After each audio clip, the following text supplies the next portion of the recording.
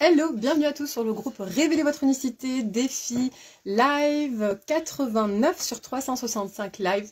Donc aujourd'hui, j'aimerais vous parler d'apprendre à danser sous la pluie, de garder le sourire même quand ça va pas, de se détendre même si le sol se dérobe sous vos pieds. Ça, c'est quelque chose que dont j'ai déjà parlé je crois dans les débuts de mes lives. Mais en tout cas, c'est quelque chose qui est très important à garder en tête parce que malheureusement, enfin ou heureusement même, dans la vie, il y a des hauts et des bas. Et dans ces bas, c'est là qu'on voit notre puissance, c'est là qu'on voit notre force, c'est là qu'on voit notre capacité à voir la foi en nous, en la vie. C'est vraiment là en fait qu'on peut s'apercevoir de beaucoup de choses, qu'on peut se sonder, la vie peut voir où on en est. C'est dans ces moments-là, en fait c'est des moments précieux. C'est des instants qui vont nous permettre de faire bouger les choses, de donner du mouvement dans nos vies, de donner une nouvelle allure, de donner du changement. Donc, limite, on peut vraiment voir ça comme une grâce. C'est vraiment, il faut petit à petit de changer son état d'esprit. C'est vraiment important de se dire que finalement, ces moments où ça va pas, c'est presque une opportunité de pouvoir modifier son quotidien et de se transformer. Ce sont des instants transformationnels pour aller vers autre chose. Donc, vraiment d'apprendre à se détendre, même si le sol se dérobe sous nos pieds, d'apprendre à se détendre quand on est un peu dans le down, quand on est un peu dans les basses...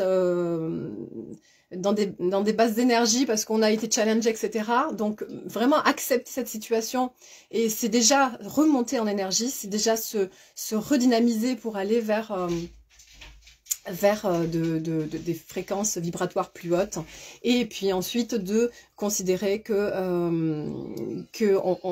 on est raccroché, on se raccroche, on se relie, on ressent profondément cette foi en fait, cette foi qui doit être là, et c'est vraiment l'occasion d'éprouver sa foi en soi, sa foi en ce qui est plus grand que nous.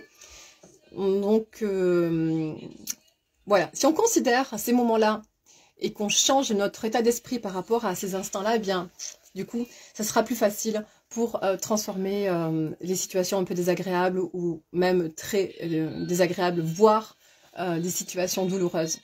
Voilà, donc apprendre à danser sous la pluie, c'est aussi savoir respirer, savoir expirer ses tensions, c'est savoir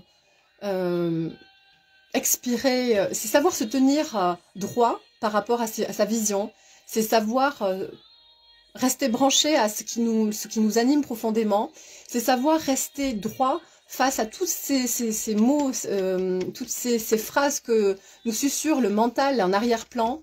Mais non, tu vas pas y arriver, mais de toute façon c'est trop difficile pour toi, ou de toute façon il y a trop de conditions, de paramètres compliqués qui ne sont pas, qui ne conspirent pas à ton avantage, etc., etc., etc. Ça veut dire aussi apprendre à danser sous la pluie, ça veut dire se tenir droit, aligné à son cœur, relié à son cœur, et laisser laisser ces phrases, et laisser ces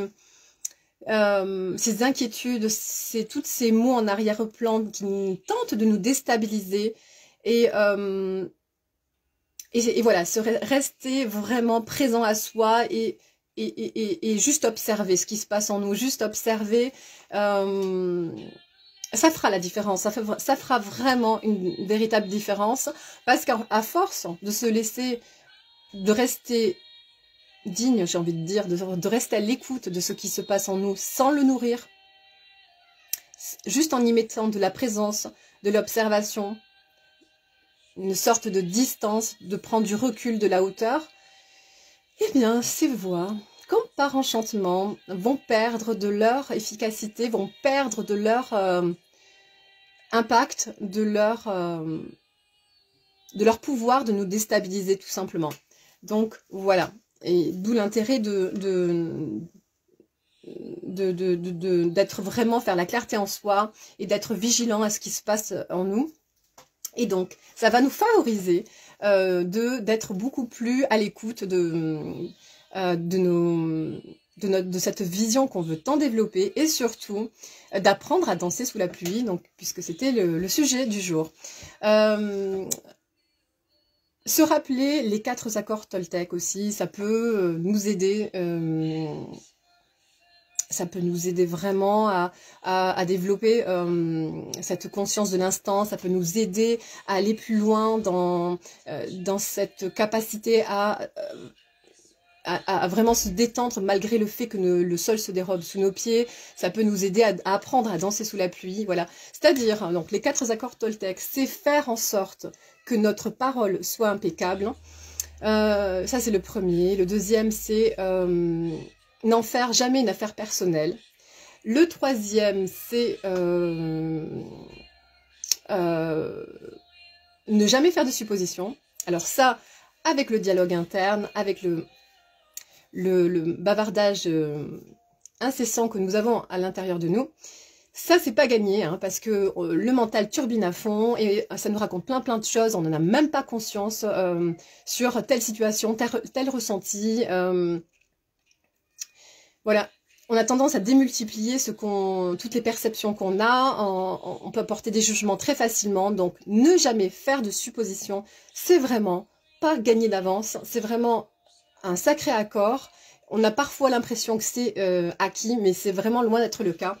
Donc ensuite, il y a un dernier accord, faire toujours de son mieux. Donc ça, c'est aussi prendre conscience qu'on fait toujours de son mieux, quoi qu'il en soit. On est tout le temps à l'écoute, finalement, même quand on n'a pas vraiment cette intention-là, on essaye de faire toujours de son mieux avec les paramètres qu'on a actuellement, qu'on a cet instant-là. On essaye de toujours, c'est le propre de l'humain, d'essayer d'atteindre un bien-être, de ressentir de la joie, etc., de faire en sorte de... Donc, on fait toujours de son mieux avec le champ de conscience qu'on a à cet instant-là, avec nos valeurs qui nous animent à cet instant-là, etc., etc. Donc, c'est aussi une façon de ne pas culpabiliser, de considérer qu'on a toujours fait de son mieux à cet instant-là. Voilà. Et enfin, je reviendrai sur la conscience, de mettre de la conscience dans chacune de nos paroles. Donc, le premier accord qui dit que ta parole soit impeccable, parce que mettre de la conscience dans chacun de ces mots, même dans la façon dont on se parle avec soi-même, mettre de la conscience dans ce qu'on va apporter à l'autre, dans la façon avec laquelle on va rentrer en interaction avec l'autre, va vraiment faire la différence dans notre vie, dans les relations qu'on va engendrer, qu'on va avoir. Ça va vraiment apporter une belle richesse. Donc, vraiment d'apporter de la clarté dans notre façon de nous exprimer, de rentrer en communication avec le monde, avec nous-mêmes, de mettre de la conscience dans chacun des mots et aussi de comprendre que chaque mot a une énergie, ont comme un pouvoir. Si on les utilise à bon escient, on peut faire énormément de bien, on peut répandre énormément de belles énergies autour de nous, de joie, etc. Mais au contraire, hein, on peut aussi disséminer le malheur, on peut apporter faire beaucoup de mal avec les mots si on n'y prend pas garde. Donc vraiment considérer que les mots sont magie, que les mots sont peuvent être aussi folie, que les mots sont rêverie, que les mots ont une puissance incroyable et qu'il faut savoir utiliser la parole avec une énergie qui va transformationnelle en fait, qui va aider comme à faire de la magie sur le monde, une espèce de magie blanche.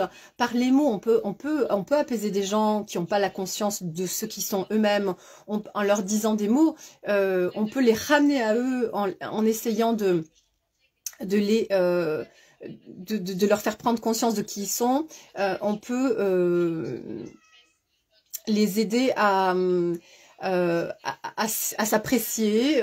Voilà, on peut les aider sur ce chemin-là. Et puis, un compliment, un sourire, ça peut faire la différence dans une journée. Donc, c'est aussi en ça que les mots ont un pouvoir. C'est aussi dans cette capacité où on peut faire... on peut créer comme un petit rayon de soleil dans la vie des gens, voilà, en faisant un compliment. Donc ça aussi, je le dis souvent, mais quand on éprouve quelque chose sur quelqu'un ou quand on pense quelque chose positif, quelque chose de génial sur quelqu'un, mais il faut le dire, il faut le dire, il faut le partager parce que ouais, c'est toujours bien de le partager, même si tout vient de nous et que voilà, le seul pouvoir enfin, vraiment, le seul compliment qui va avoir un pouvoir incroyable sur nous-mêmes, c'est la valeur qu'on se porte à soi, la crédibilité qu'on se porte à soi. Voilà, ça c'est clair et c'est net. Mais s'il y a des gens qui n'ont pas aussi cette conscience-là, et quoi qu'il en soit, même si on s'accorde aussi cette valeur à soi et qu'on est OK avec soi, c'est toujours bien de répandre des compliments, des belles énergies, de la lumière de cette façon-là autour de soi. Voilà, je vous souhaite un merveilleux week-end et je vous dis à demain.